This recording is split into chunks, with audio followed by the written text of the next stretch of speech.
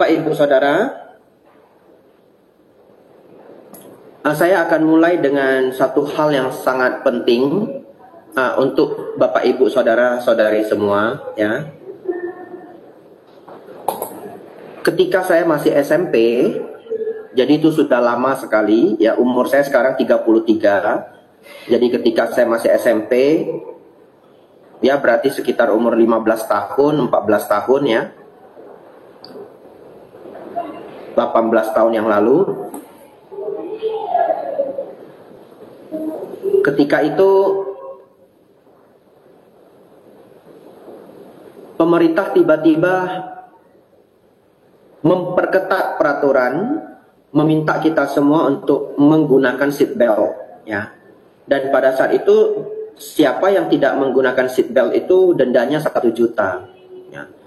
Sampai hari ini pun seat belt itu dendanya saya dengar dari umat ya 1 juta. Tapi bayangkan 1 juta 18 tahun yang lalu itu besarnya seperti apa, ya. Karena saya masih ingat waktu itu mie pangsit masih 8.000 Bapak Ibu Saudara, ya. Sekarang di Medan mie pangsit sudah 17.000, ya, itu belum yang bagus gitu. Kalau yang bagus bisa 25.000, 30.000. Kalau di Jakarta mungkin lebih lagi. Saudara-saudari, nah waktu itu papa saya punya kendaraan mobil yang cukup kuno, ya. Jadi beliau pakai Land Cruiser tapi yang sudah kuno, dan bahkan seat beltnya itu sudah dicabut karena nggak ada yang pakai seat belt zaman itu, ya. Dan Land Cruiser itu besar sekali, nggak ada yang nyenggol. Kalau di jalan itu udah nggak ada yang berani nyenggol. Mobil lain itu minggir semua. Saudara-saudari, tiba-tiba muncul peraturan itu. Karena ada peraturan itu, papa saya nyari seat belt. Ketemunya cuma seat beltnya forklift, ya, kendaraan untuk ngangkat barang-barang gudang itu. Dan seat belt forklift itu lucu. Seat belt forklift itu bukan dari atas tarik ke bawah, tapi dari bawah tarik ke atas, ya. Dipasanglah itu di mobil supaya tidak kena denda. Saudara-saudari, selang tidak lama kemudian papa saya kecelakaan di jalan tol. Ya, beliau ditabrak oleh kontainer 16 ban, ya, kontainer yang panjang itu. Dan supir kontainernya itu sangat banyak pengalaman. Dia begitu nabrak ayah saya, dia tarik mobilnya karena mobilnya itu lengket, ya. Dia seret mobilnya sepanjang jalan menuju ke jalur dia. Sehingga nanti kalau polisi datang, ya, petugas tol datang, dia tidak salah. Ya, jadi mobilnya lengket, dia tarik sampai kembali ke jalurnya dia. Tapi karena tarikan itu, mobil papa saya itu terbalik seperti di film-film, ya. Jadi menjadi kecelakaan yang sangat mengerikan. Nah, di jalan tol Bapak Ibu Saudara, lalu tidak ada yang berani menolong karena mobilnya dalam keadaan terbalik. Ya, mereka takut mobilnya meledak. Akhirnya bagaimana? Menunggu waktu yang lama sampai polisi datang, ambulans datang, pemadam kebakaran datang. Bayangkan seheboh apa itu. Ya, jadi Bapak Ibu yang sudah lama berkendaraan pun mungkin belum pernah lihat di jalan tol itu berkumpul 3 satuan ini. Kepolisian, ambulans, dan pemadam kebakaran. Nah, setelah mereka semua berkumpul, barulah mereka mulai menolong ayah saya, papa saya. Saudara-saudari, waktu itu papa saya dengan teman dia, mereka berdua, saya tidak ikut, ya. Kedua-duanya pakai seat belt made in Japan itu, yang dari Jepang itu. Bapak Ibu Saudara, sedikit lecet pun tidak ada. Ya, papa saya sedikit lecet pun tidak ada. Kalau kejadian kecelakaan itu terjadi 1,5 bulan yang lalu atau 1 bulan yang lalu, papa saya sudah tidak ada, Bapak Ibu Saudara. Ya, jadi papa saya itu diselamatkan oleh aturan pemerintah, yaitu penggunaan seat belt. Yang kedua, Bapak Ibu Saudara, sebelum saya mau menyampaikan apa yang ingin saya sampaikan, saya mau mengajak saudara-saudari untuk bayangkan kalau saudara-saudari itu bekerja menjaga CCTV lalu lintas. Anggaplah di kota Surabaya yang cukup ramai, kota kedua terbesar di Indonesia. Ramai sekali. Anda sebagai pengawas CCTV lalu lintas, ini berandai-andai saja Bapak Ibu ya. Dalam satu hari, Anda lihat sendiri di mata kepala Anda, di depan monitor itu, ada 100 kecelakaan terjadi per hari. 8 sampai 10 diantaranya itu meninggal. Kira-kira kalau kita, Bapak Ibu, ya kita 28 orang, mungkin sekarang berapa orang? 29 orang, kita ini petugas CCTV-nya. Kira-kira kalau peraturan pemerintah tidak menganjurkan kita menggunakan seat belt, kita akan menggunakan seat belt enggak? Saya yakin kita 29 orang pengawas CCTV lalu lintas pasti pakai seat belt. Karena kita lihat sendiri di depan mata kita, begitu banyak kecelakaan per hari. Nah, itulah yang membedakan orang lain yang tidak melihat dengan kita yang melihat, Bapak Ibu Saudara. Nah, apa hubungan semua ini? Oleh karena itu, Bapak Ibu Saudara, kira-kira berapa banyak orang yang bekerja di bidang pengawasan CCTV lalu lintas? Itu hanya 0,00001% orang, ya cuma segelintir orang di kantor kepolisian.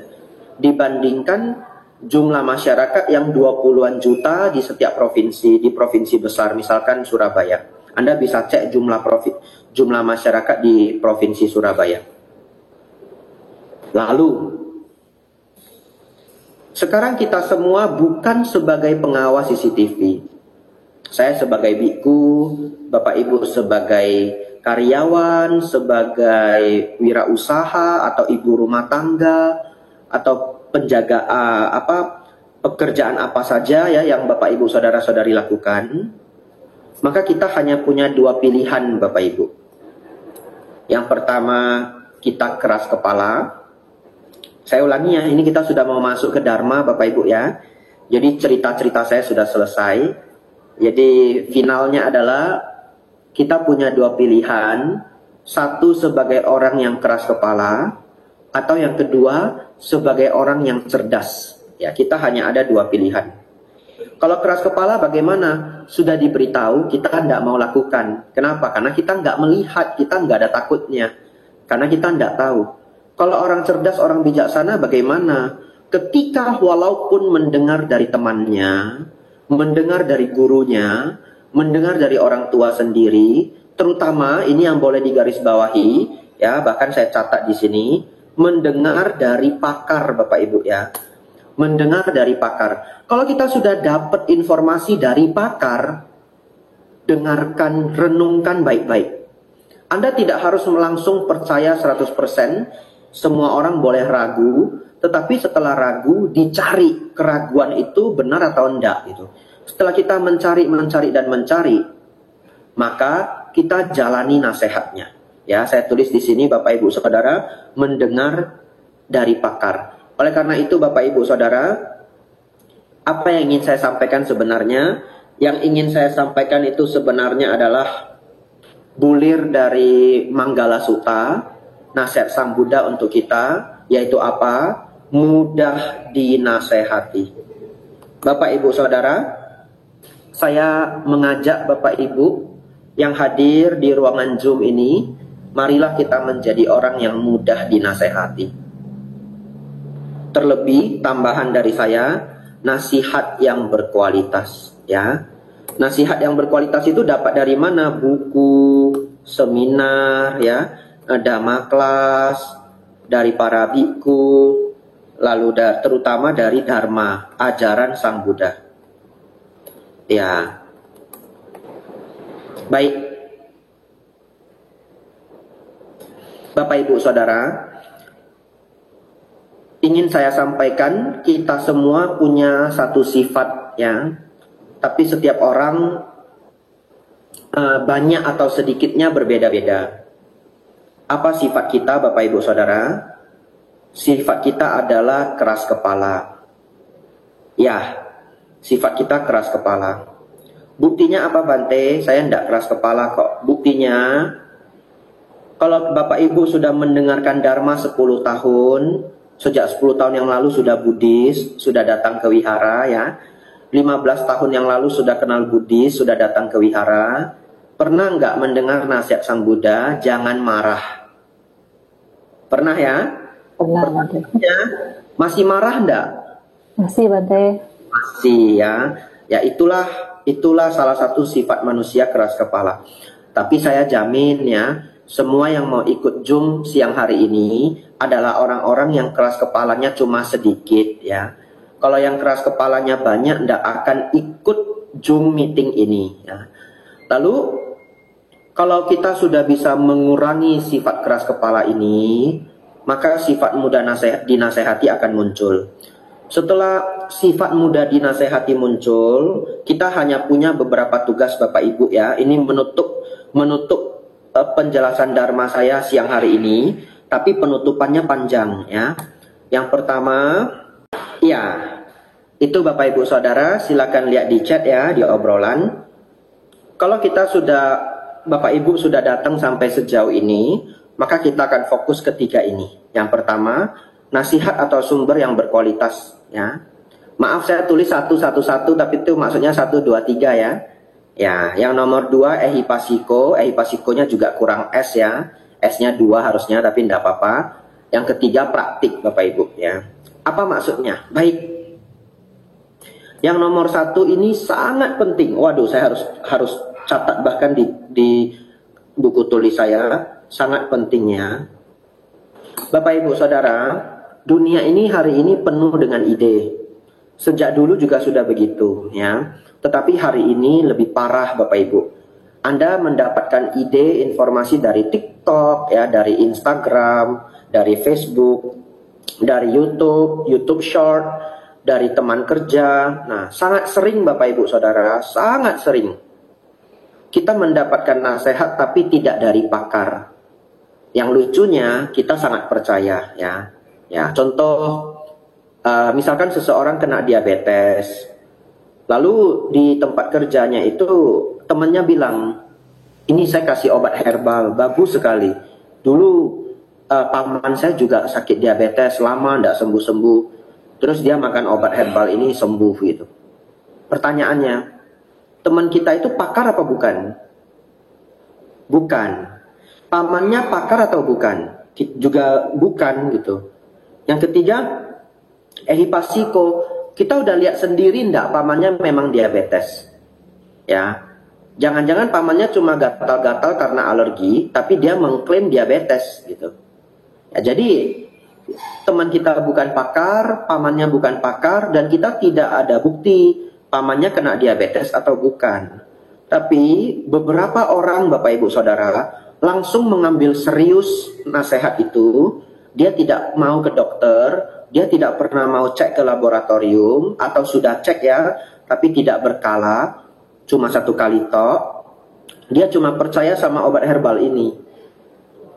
Itulah yang dia lakukan bertahun-tahun Bapak Ibu, tanpa pernah tahu lagi darahnya itu sebenarnya gula darahnya turun atau tidak gitu. Hanya percaya saja ke herbal itu. Setelah 4-5 tahun Bapak Ibu Saudara, tiba-tiba ginjalnya rusak. Ternyata selama ini gula darahnya tinggi, tapi dia tidak cek. Kenapa? Percaya sama herbal tersebut.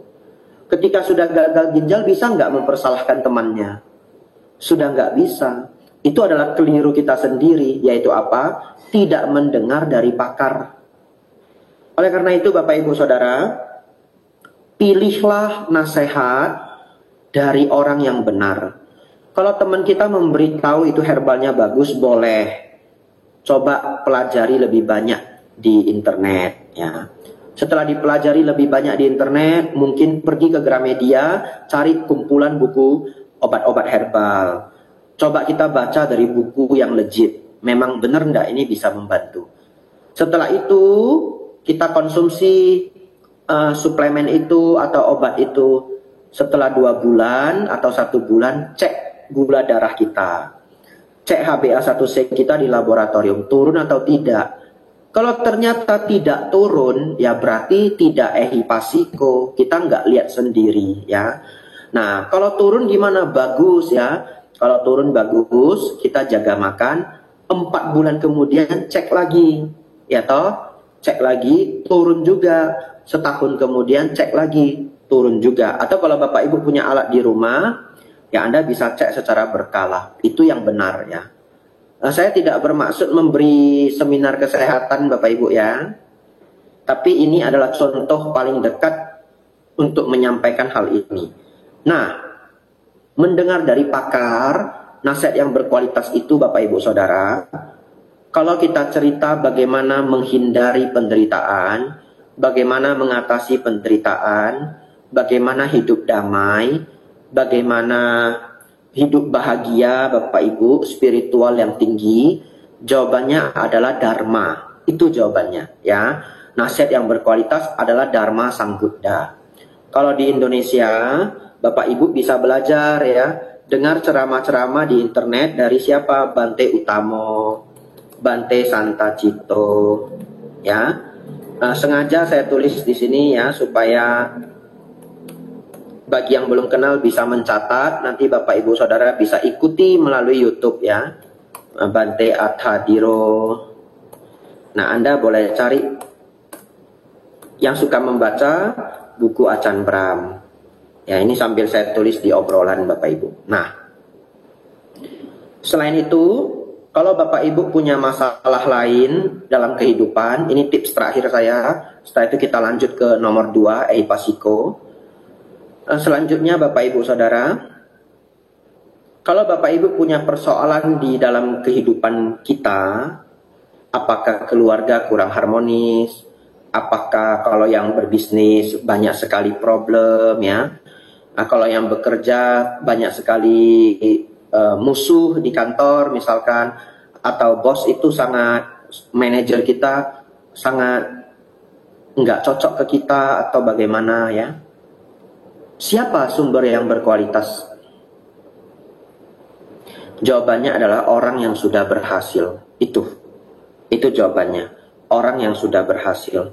Kalau Bapak Ibu punya masalah dengan anak, saran saya, cari orang-orang tua yang akur sama anaknya. Cari. Ya, cari di lingkungan Anda orang tua yang akur sama anaknya, atau di wihara Anda lihat orang tua yang akur sama anaknya. Kalau bisa yang anaknya sudah cukup umur ya, Anda datangin dia, Anda tanya, kamu dengan anakmu itu kiatnya bagaimana? Ditanya Bapak Ibu Saudara, dikumpulin ya, dikumpulin, cari narasumbernya 5 orang, 6 orang, lalu ilmunya digabung-gabung. Kita lihat apa yang tidak ada di kita. Kalau Bapak Ibu datang ke saya sebagai biku, saya bahkan tidak pernah jadi orang tua Bapak Ibu. Ya. Jadi sebenarnya nasihat saya itu nasihat Dharma. Tapi Anda mungkin akan menemukan kiat-kiat kehidupan, kiat-kiat keseharian dari orang-orang yang sangat pintar menjadi orang tua. Tapi kalau Anda saat ini punya masalah dengan istri, punya masalah dengan suami, Anda juga boleh tanya kiat-kiatnya bagaimana. Anda punya masalah dengan orang tua sendiri, tanya teman yang baik sama akrab dengan orang tuanya. Cari Bapak Ibu Saudara. Ya, jawabannya itu ada di luar sana. Tetapi ada syaratnya. Syaratnya apa? Mau mengakui bahwa diri ini masih ada kurangnya. Ya, itu adalah hal yang sangat sulit ya. Mau mengakui diri ini masih ada kurangnya. Bapak Ibu Saudara, beberapa orang tidak pernah mau mengakui kalau dirinya salah. Jadi yang dipersalahkan itu seluruh dunia Bapak Ibu, ya. Tapi kenyataannya, kalau banyak sekali masalah yang datang berulang-ulang, itu ada kurangnya di kita. Kurang itu tidak selalu karena kita punya sifat buruk, bukan.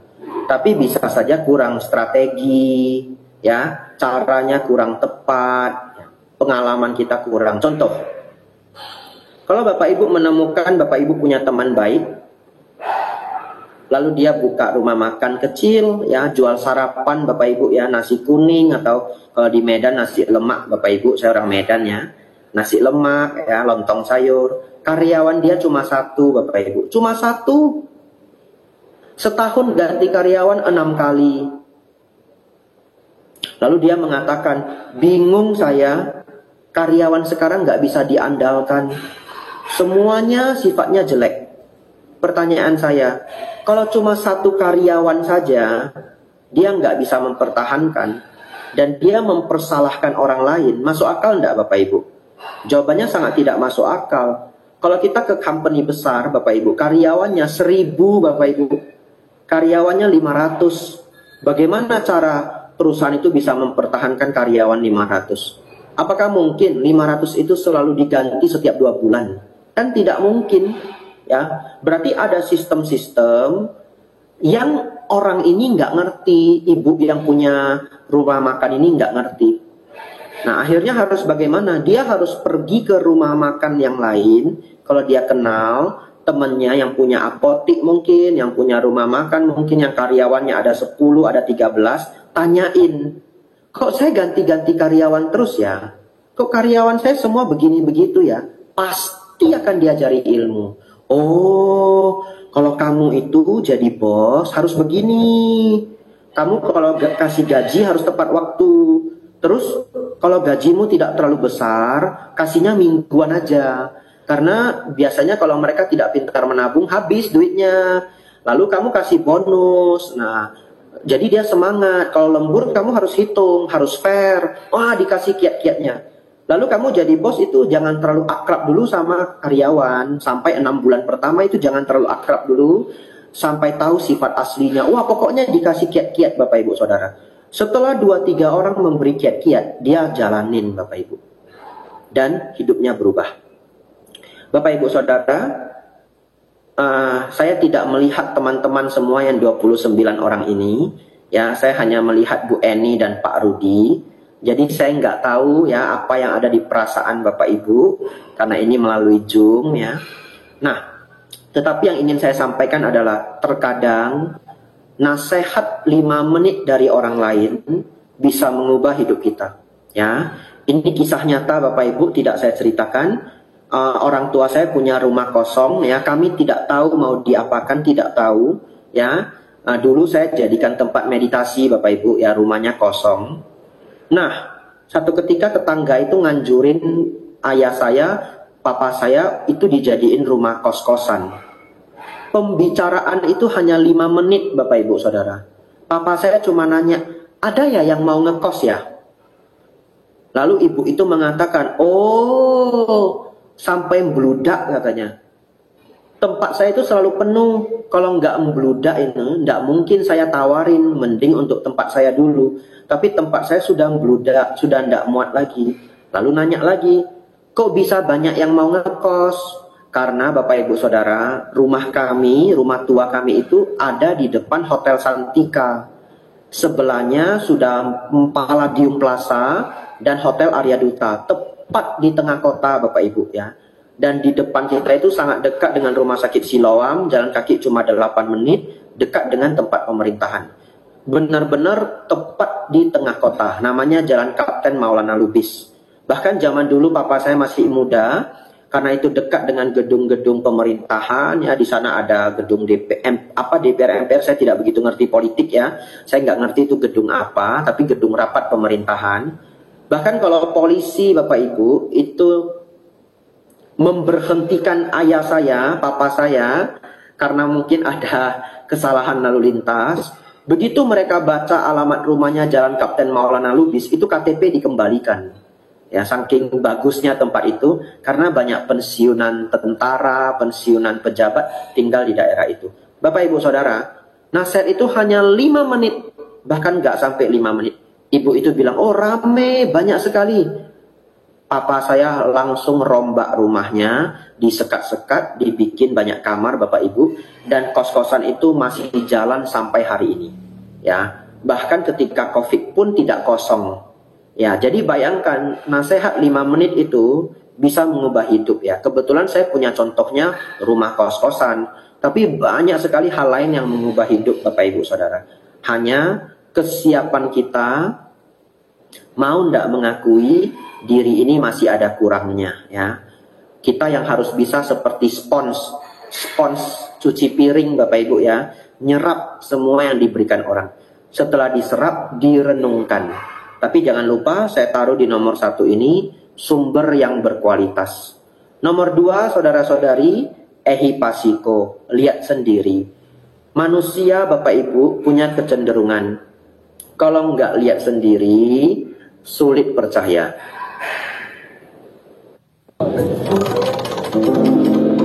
Bingung-bingung nggak jelas. Enakan Sobat Zulu pakai yogurt.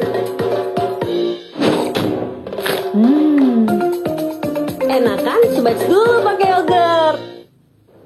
Bapak Ibu Saudara, sejak saya SMP, saya sangat menyenangi bela diri. Ya, saya ikut karate, saya gabung di Wadokai, pernah ikut taekwondo, dan terakhir saya ikut bela diri campurannya, yaitu MMA kalau sekarang namanya. Ada boxing dan Brazilian Jiu-Jitsu. Nggak penting juga sebenarnya saya sampaikan ini, nggak pentingnya. Tapi backgroundnya adalah, karena saya hobi sekali bela diri, setiap ada waktu luang, saya menonton pertarungan jalanan. Dulu ya, ketika masih umat. Ya, sekarang sebagai biku sudah tidak boleh. Namanya street fighting. Nah, Bapak Ibu Saudara, kenapa saya menonton banyak sekali street fighting? Karena dulu kami memberikan, kadangkala kami mengisi self defense, pertahanan diri. Ya, pernah mengisi di Kawasaki, pernah mengisi di perusahaan Yamaha, mereka buat camping di gunung, ngundang kami memberikan pelatihan self defense 1 hari gitu. Bapak Ibu Saudara, jadi saya sering menonton pertarungan jalanan. Bapak Ibu tahu, setelah saya nonton mungkin lebih dari 500 video, mungkin Anda terkejut dengan jumlahnya ya, tapi beneran ya, mungkin lebih dari 500 video yang pernah saya tonton. Saya tidak akan pernah berani berkelahi di jalanan Bapak Ibu. Tidak akan pernah berani. Kenapa? Dari begitu banyak video yang saya tonton, saya lihat sendiri bagaimana orang ditikam dengan pisau Bapak Ibu ya. Di keadaan yang sangat tidak terkira kita. Ada satu video di salah satu negara di Timur Tengah, ya mohon maaf agak seram pesan dharma saya siang hari ini, tapi Anda ikuti sampai habis, ada baiknya. Ya, diserem-seremin itu ada baiknya karena manusia itu keras kepala Bapak Ibu ya. Jadi mau diserem-seramin gitu. Dan bukan Bapak Ibu 29 orang yang di sini bukan, tapi kadangkala ceramah di Zoom itu direkam juga, lalu di-share ke banyak orang. Jadi walaupun yang hadir 29 orang, pikiran saya itu saya tetap harus berpikir bahwa ini mungkin yang mendengar kelak banyak orang. Bapak Ibu Saudara, ada satu mall di Timur Tengah, tiba-tiba seorang bapak jalan-jalan sama istrinya, ketemu pasangan lain yang juga sama istri atau pacarnya. Bertemulah mereka di mall Bapak Ibu Saudara. Lalu apa yang terjadi? Dua orang pria ini adu mulut. Setelah adu mulut, satu orang Bapak Ibu Saudara tidak tahu kenapa dia sok hebat sekali ya, ibaratnya begitulah, sok hebat sekali. Dia lepas tali pinggangnya, dia ajak berkelahi bapak itu. Nah, lalu dengan kecepatan yang tinggi, dia hantamkan kepala tali pinggang yang besi itu ke kepala pria lainnya, Bapak Ibu. Lalu apa yang terjadi? Ternyata pria yang terhentuk kepala tali pinggang itu selalu membawa pisau di celananya, Bapak Ibu. Dengan kecepatan sangat tinggi, dia ambil pisau itu dengan tangan kanannya, dia tancapkan langsung ke lehernya, Bapak Ibu. Ke leher orang tersebut yang mulai memukul dengan tali pinggang. Secepat itu Bapak Ibu, orang itu darahnya bercucuran, lalu videonya habis. Bisa dipastikan orang itu tidak selamat Bapak Ibu ya. Karena tancapan besar di leher itu darah mengalir sangat cepat. Kira-kira Bapak Ibu berpikir nggak ada orang bawa pisau di mall itu? Nggak ada orang berpikir toh? Orang akan bawa pisau di mall. Saya nonton sendiri ehipasiko. Jadi kalau saya di mall pun Bapak Ibu, nggak berani saya ya ribut dengan orang, saya tidak berani. Karena saya lihat sendiri, ada orang yang begitu siap. Dia persiapannya dia bawa kemanapun. Satu lagi video Bapak Ibu Saudara. Ya, sebenarnya tidak baik saya cerita ini, tapi Anda ikuti sampai habis ya. Ada maksudnya, ada niatnya. Satu video yang lainnya adalah terjadi di Rusia. Orang Rusia itu sangat keras Bapak Ibu ya, karena mungkin tempat tinggal di sana itu juga keras. Jadi ada dua pria Bapak Ibu menghentikan seorang pria lainnya, lalu mereka adu mulut yang saya nggak ngerti adu mulut apa. 2 lawan 1 Bapak Ibu. Adu mulut dan adu mulut. Lalu pria yang satu orang yang tidak bersama temannya sangat berjiwa besar. Dia minta maaf berulang-ulang, lalu dia mau nyalamin 2 orang tersebut. Ya. Jadi kalau laki-laki itu sudah mau salaman, sudah minta maaf, apalagi yang kurang begitu ya? Ya, apalagi? Karena seorang laki-laki itu egonya tinggi. Ya, laki-laki itu alfa yang harus melindungi keluarganya. Dengan sifat alfa, sifat yang biasanya mendominasi, dia sudah mau nyalam Bapak Ibu, mau minta maaf dan sudah minta maaf. Tapi 2 orang ini malahan menertawakan, malahan terus membuli. Lalu 2 orang ini salah satunya mengeluarkan senjata. Ternyata Bapak Ibu Saudara, mereka sangat sial ya. Ternyata satu orang ini yang mau meminta maaf itu punya kemampuan bela diri yang tinggi ya. Lalu terjadilah pembunuhan, 1 orang itu meninggal, yang satunya kabur ya. Tidak saya ceritakan detail lagi, nanti terlalu seram Bapak Ibu ya. Ya. Tapi apa maksudnya Bante cerita ini? Tolong jangan ribut dengan orang asing. Ya. Jangan ribut dengan orang asing. Ini pesan saya Bapak Ibu Saudara, jangan ribut dengan orang yang tidak dikenal.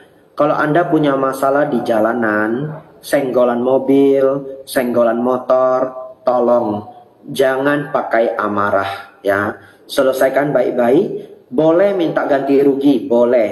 Tapi jangan keluarkan kata kasar, jangan marah-marah. Kenapa? Anda tidak pernah tahu Anda bertemu siapa Bapak Ibu ya. Anda tidak pernah tahu, kita bisa saja bertemu psikopat Bapak Ibu ya. Kita bisa saja bertemu orang yang depresi berat, baru kehilangan keluarga, baru kehilangan anak yang disayang, kita tidak pernah tahu. Ya, itu yang nomor 2 Bapak Ibu. Yang nomor 2 adalah ehipasiko. Sebenarnya cerita saya walaupun seperti tidak berhubungan, tapi maksud saya adalah umumnya manusia harus lihat sendiri, baru setelah lihat sendiri, baru mau berubah. Tapi saya mau mengajak Bapak Ibu Saudara menjadi orang bijaksana. Janganlah sampai melihat sendiri. Ya, kalau kita mendapatkan nasihat yang baik, jalankan. Nah, apa dalam hal ini Bapak Ibu? Dalam hal dharma, dosa, loba, moha. Sang Buddha berulang-ulang kali memberitahu kita, jangan memelihara kebencian. Jangan memupuk kebencian. Jangan memelihara keserakahan. Jangan memupuk keserakahan. Jangan memelihara ego dan kesombongan, apalagi dipupuk. Oleh karena itu Bapak Ibu Saudara, 31 orang hadir di Zoom ini. Saya ingin mengajak Bapak Ibu Saudara, janganlah membenci ya. Masing-masing yang hadir di sini cek, masih benci siapa Anda? Kalau masih ada, tolong kebenciannya dikurangi pelan-pelan dari hari ke hari sampai kebenciannya habis ya. Tetapi saya tidak meminta Anda romantis dengan orangnya, enggak ya. Kalau Anda sudah tidak benci orangnya, selesai, cukup. Berarti tapi saya nggak mau bergaul dengan dia lagi, enggak apa-apa. Tidak harus bergaul ya. Sang Buddha mengatakan asewana cak balanang pandita nan cak sewana. Jangan bergaul dengan orang bodoh, bergaul dengan orang bijaksana. Kalau orangnya jahat, orangnya sifatnya jelek ya, orangnya buruk ya, Anda tidak harus berkawan dengan dia. Tetapi kalau kita masih punya kebencian terhadap kita, itu PR kita ya, karena kebencian itu adalah masalah batin kita. Kadang-kala musuh kita sudah nggak ada di Indonesia, ya dia sudah pergi bekerja di Kuala Lumpur, ya pergi ke Jepang bekerja, dia bahkan sudah nggak pernah ketemu kita, Bapak Ibu, tapi kita masih benci setengah mati ke dia. Nah itu PR kita, ya PR kita, batin kita adalah masalah kita. Bapak Ibu kurangi kebencian dari waktu ke waktu sampai satu ketika Anda bisa tidur malam sebelum tidur, renungkan masih ada nggak orang yang saya benci. Kalau Anda mengatakan sudah tidak ada orang yang saya benci, maka selamat Bapak Ibu ya, doa Anda terkabul. Kenapa saya katakan doa Anda terkabul? Karena Anda sendiri yang berdoa, semoga semua makhluk hidup berbahagia. Kalau kita benci sama seseorang, Bapak Ibu Saudara, coba. Kalau Anda benci dengan seseorang, benci sekali, bencinya kusumat. Satu ketika lihat dia naik sepeda, tiba-tiba jatuh ke paret, Anda senyum atau sedih? Senyum. Nah, orang bisa senyum ya, walaupun sesaat senyum dia sesaat. Pada saat itu Anda melanggar doa Anda sendiri. Ya, padahal kita berdoa semoga semua makhluk hidup berbahagia. Tapi melihat seseorang jatuh ke paret kok senyum, ya toh? Berarti doa kita nggak jalanin sendiri. Doanya itu cuma doanya kurang Bapak Ibu ya. Semoga semua makhluk hidup berbahagia kecuali dia. Itu doanya kurang. Ya. Tetapi setelah Bapak Ibu bisa malam sebelum tidur renungkan, oh iya ya, sudah nggak ada yang saya benci. Selamat Bapak Ibu ya, doa Anda sudah terkabul. 13 menit terakhir Bapak Ibu, sudah menuju jam 1, maka saya masuk ke yang ketiga, yaitu praktek ya. Nomor 1, nasihat dan sumber yang berkualitas.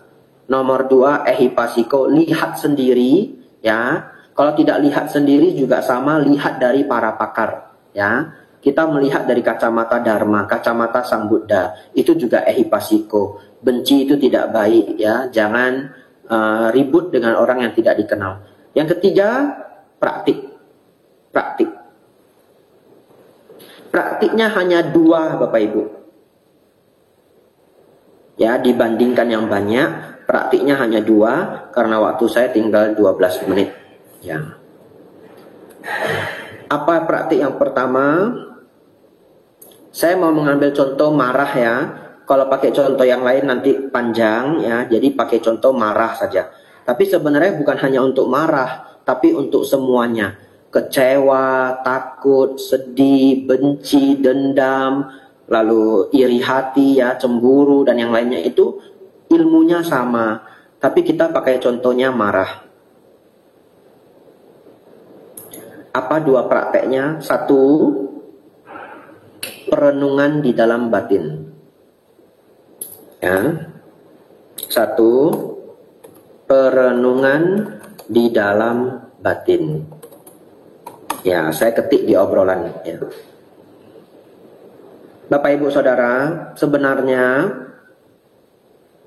kalau ada peristiwa yang sama terjadi, misalkan kita semua naik pesawat Bapak Ibu ya, dapat bonus dari perusahaan, kita semua mau berangkat ke Denpasar. Tiba-tiba pesawatnya delay. Delaynya tidak tanggung-tanggung, delay 2,5 jam.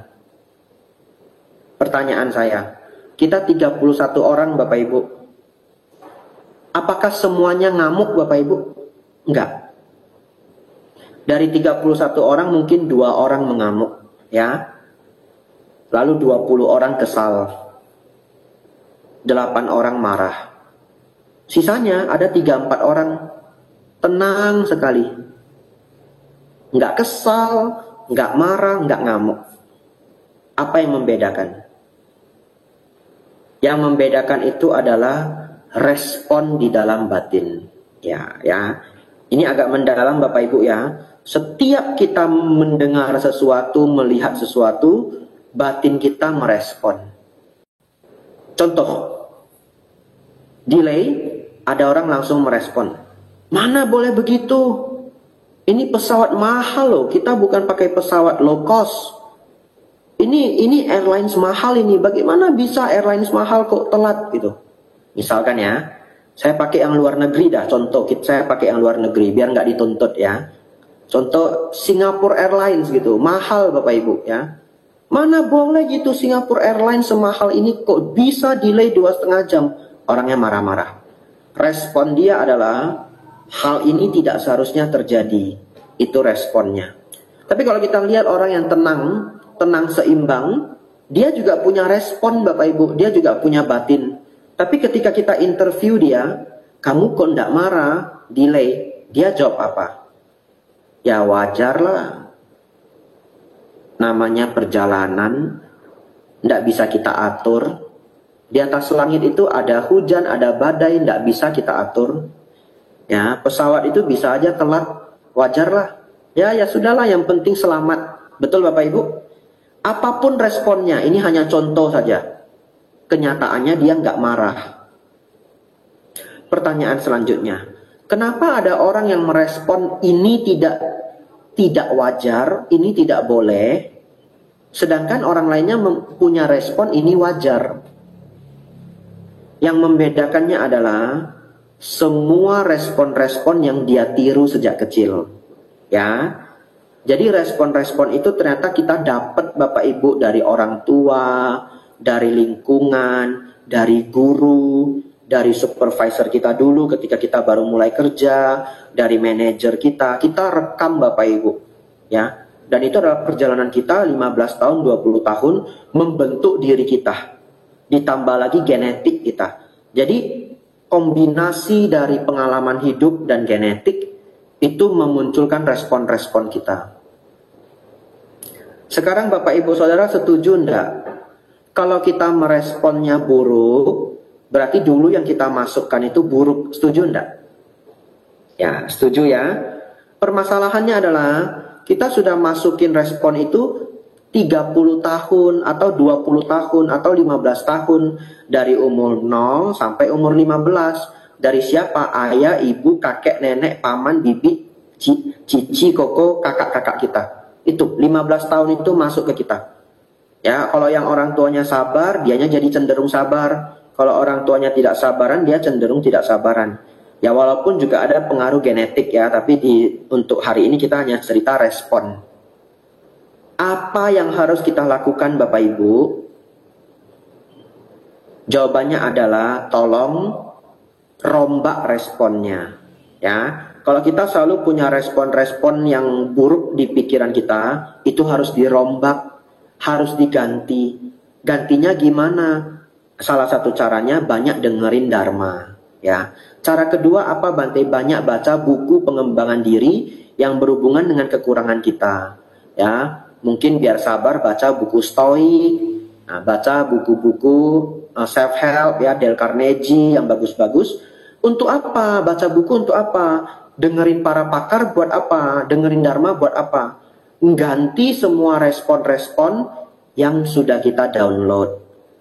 Permasalahannya, bisa enggak yang kita download selama 15 tahun, mau kita bersihkan dalam waktu 1 bulan? Enggak akan mungkin bisa. 15 tahun itu nggak bisa melawan 1 bulan. 1 bulan nggak bisa melawan 15 tahun.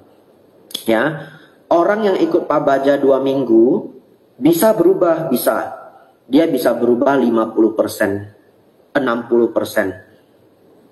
Tapi dia pulang ke rumah Bapak Ibu setahun, kumat lagi 30%.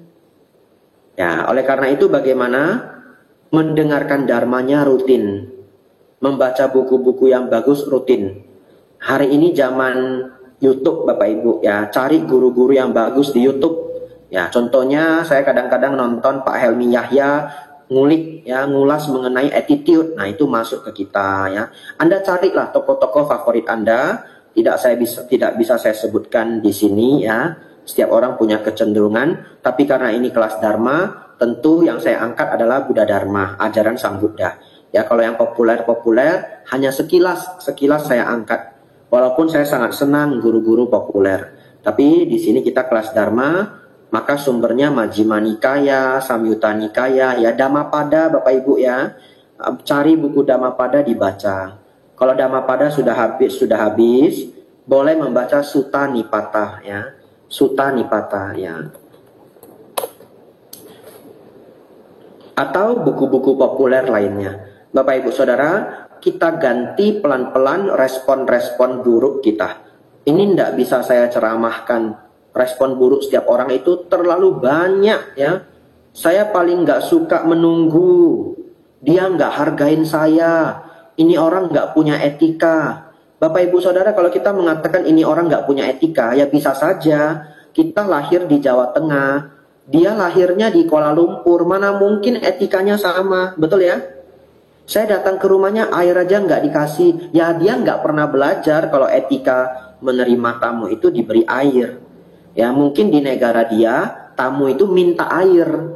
Kalau Bapak Ibu ke Barat itu kita bertamu ke rumah orang Barat belum tentu dikasih air. Kalau haus minta Bapak Ibu ya. Ada air enggak? Tolonglah ambilkan air. Nah di sana lumrah. Di kita tidak lumrah. Banyak sekali Bapak Ibu.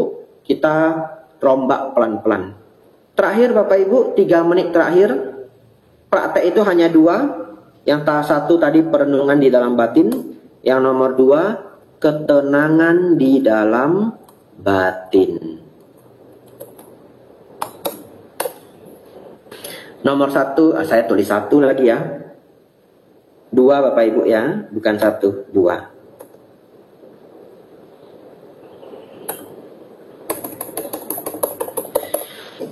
Bapak Ibu Saudara, yang nomor 2, ketenangan di dalam batin. Apa ketenangan di dalam batin? Tidak merespon. Ya, jawabannya tidak merespon. Jadi kalau mau merespon yang bijaksana. Kalau tidak bisa merespon yang bijaksana, jangan merespon. Kalau jangan merespon bagaimana Bante? Contoh. Dapat kabar yang buruk di kepala kita. Sudah kita dengarkan. Nafas masuk, nafas keluar. Berhenti berpikir dulu. Nafas masuk, nafas keluar. Kalau kita berpikir pada saat itu, kita akan emosi Bapak Ibu. Karena kabarnya itu nggak menyenangkan. Kritikan yang pedas. Sindiran yang keras. Nafas masuk, nafas keluar. Ketika kita nafas masuk, nafas keluar, kita sedang tidak berpikir. Kita sedang tidak merespon. Tujuannya apa? Menenangkan amarah. Setelah beberapa menit, amarah kita sudah turun, baru kita berpikir, baru kita merespon. Ya, umat Buddha jangan merespon yang buruk. Mending kita diam dulu, menenangkan batin. Jadi itu Bapak Ibu ilmunya ya. Perenungan di dalam batin adalah vipassana dalam tahap awal. Kita tidak bahas vipassana di tahap yang tinggi. Vipassana di tahap yang tinggi itu melihat anicca dukkha anatta di dalam pancakanda. Itu nanti bisa 2 jam Bapak Ibu ya. Kita bahas yang sederhana. Perenungan di dalam batin yaitu vipassana. Merenungkan sesuai dengan dharma. Yang kedua, ketenangan di dalam batin. Kombinasikan 2 itu Bapak Ibu, kita bisa mengatasi begitu banyak masalah hidup. Kalau Bapak Ibu merasa belum bijaksana, respon selalu keliru, cari temannya yang bijaksana, tiru responnya. Ya, kalau tidak, banyak mendengarkan dharma. Anumodana ya sudah